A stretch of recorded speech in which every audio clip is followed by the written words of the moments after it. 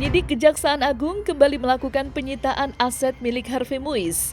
Kali ini aset yang disita berupa tanah dan bangunan yang terletak di Jakarta Barat dan Jakarta Selatan.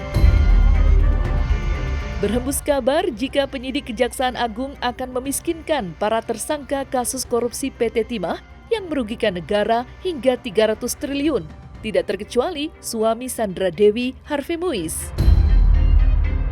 Dan yang tak kalah mengejutkannya, rumah dan bangunan yang disita penyidik Kejaksaan Agung merupakan tempat yang ditinggali orang tua Harvey Muiz.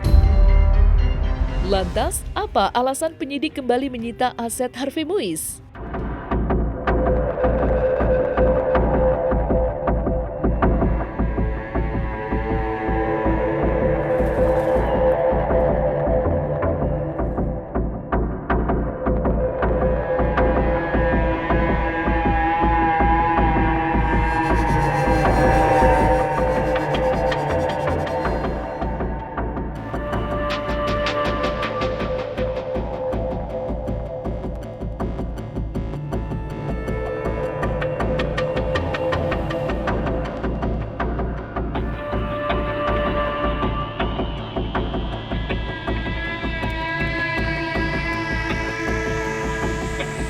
Dapat kami sampaikan update-nya bahwa benar penyidik pada jajaran Jampitsus telah melakukan penyitaan terhadap beberapa aset berupa barang tidak bergerak yang merupakan milik dari tersangka HM dan yang terafiliasi dengan yang bersangkutan. Penyidik sudah melakukan penyitaan terhadap 5 aset berupa tanah dan bangunan. Satu bidang tanah dan bangunan itu berada di Jakarta Barat, sedangkan 4 bidang tanah dan bangunan ada di Jakarta Selatan.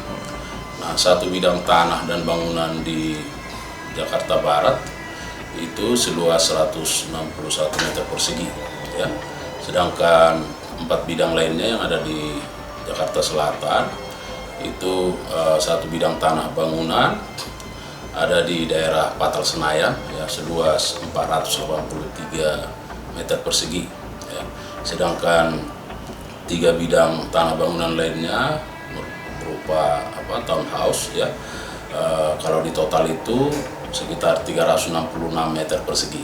Penelusuran selalu kita lakukan berdasarkan informasi, berdasarkan data dari berbagai keterangan dari pemeriksaan saksi-saksi dan dari tersangka, dan tentu ada satu teknik investigasi dari penyidik yang bisa dilakukan dalam rangka melakukan trace terhadap aset-aset, dan sebenarnya bukan hanya bagi yang bersangkutan, bagi siapapun pelaku kejahatan tindak pidana korupsi, tentu penyidik akan berupaya untuk melakukan penelusuran terhadap aset sebagai bagian dalam rangka pengembalian kerugian keuangan negara. Dasarnya karena tentu ini terindikasi terkait dengan tindak pidana itu sendiri, sehingga harus dilakukan bentuknya adalah penyitaan.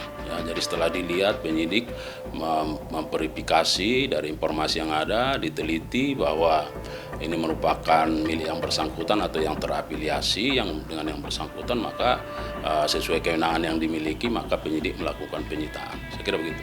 Kita ketahui sampai informasi yang terbaru itu dari hasil pemeriksaan BPKP ada 300 triliun. Jadi ini memang sangat besar, dan ini perlu upaya-upaya kita lah untuk bagaimana mengembalikan kerugian keuangan negara itu. Tapi menurut kami terkonsolidasi itu uang itu. Kan uang ini besar. Nggak mungkin hanya dengan seperti membagikan sedekah yang jumlahnya 500.000 kan. Nggak mungkin sebatas itu.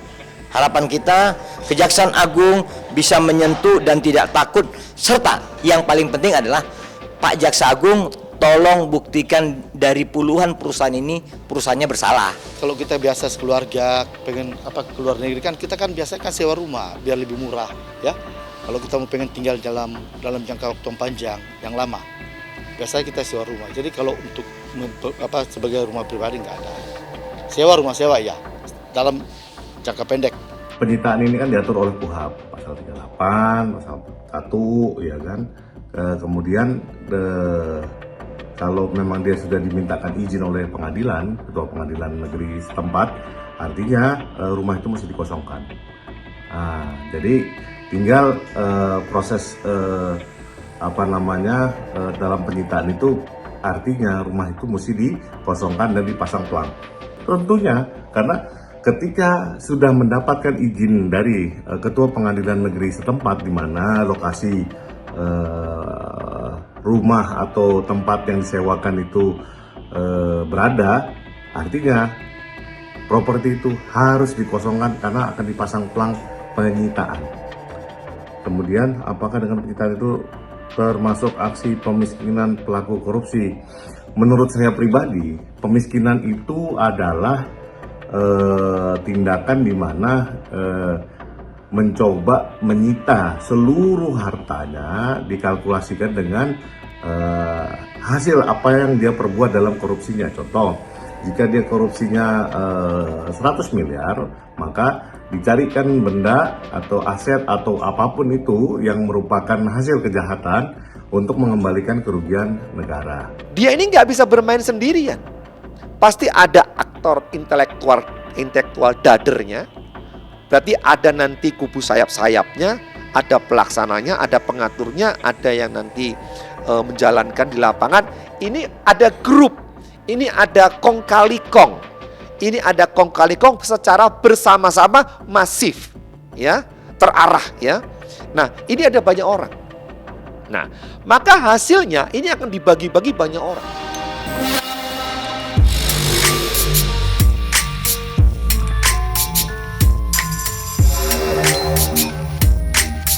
Disitanya properti, tanah dan bangunan milik Harvey Muiz disinyalir untuk memenuhi pemberkasan Harvey sebelum dilimpahkan ke Kejaksaan Tinggi untuk diadili.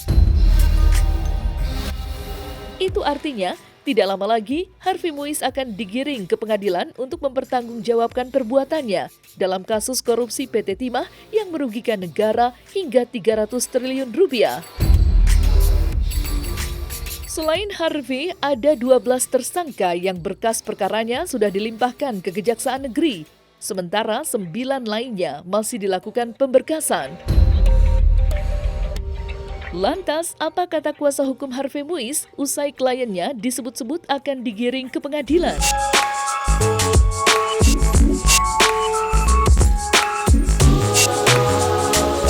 Tentunya ini akan dijadikan sebagai bukti di dalam persidangan nantinya atas nama yang bersangkutan.